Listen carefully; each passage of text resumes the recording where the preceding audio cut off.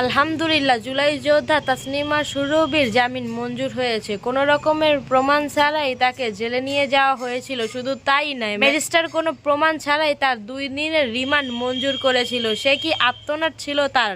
তদন্ত ছাড়া আমার রিমান্ড দিছে, ম্যাজিস্ট্রেট কোনো তদন্ত রিপোর্ট পায় না। সাংবাদিকদের বলতেছিল, আমার কোনো অপরাধ পাওয়া যায় না, কোনো প্রুফ ছাড়াই আমার 2 দিনের রিমান্ড মঞ্জুর হয়েছে।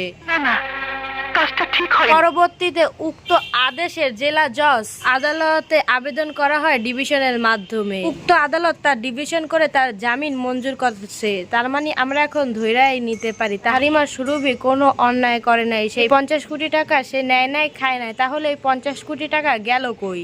বলতে পারবো না। কে নিল এই 50 কোটি টাকা এবং নিজে নিয়ে এই জুলাই যোদ্ধা তাসনিমা সুরভিকে ফাঁসাইয়া দিল? তাকে খুঁজে বের করার দায়িত্ব কিন্তু এবার আদালতের উপর। মাথা নষ্ট। কিন্তু বাংলাদেশের মানুষ কাকেই বা বিশ্বাস করবে? যেই আদালত কোনো রকমের প্রমাণ ছাড়াই একটি ব্যক্তির 2 দিনের রিমান্ড মঞ্জুর করতে পারে, তারা কি আসলেই অপরাধীকে খুঁজে বের করতে পারবে? আর যদি পারতই, তাহলে শহীদ হাদি ভাইকে কারা মারছে তার হত্যাকারীদের এতদিনে খুঁজে বের করতো।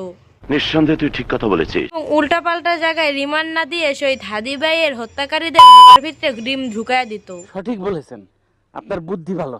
সাথে একটা ছবি দেখিয়ে বলা হয়েছে পররাষ্ট্র উপদেষ্টার ঘনিষ্ঠজন। এই ধরনের প্রেসার ক্রিয়েট করেও এখনো বাংলাদেশে মামলা বাণিজ্য হয়। আর এভাবে বাংলাদেশে যারা দোষ করেনি তারা শাস্তি পাবে। হ্যাঁ। হ্যাঁ।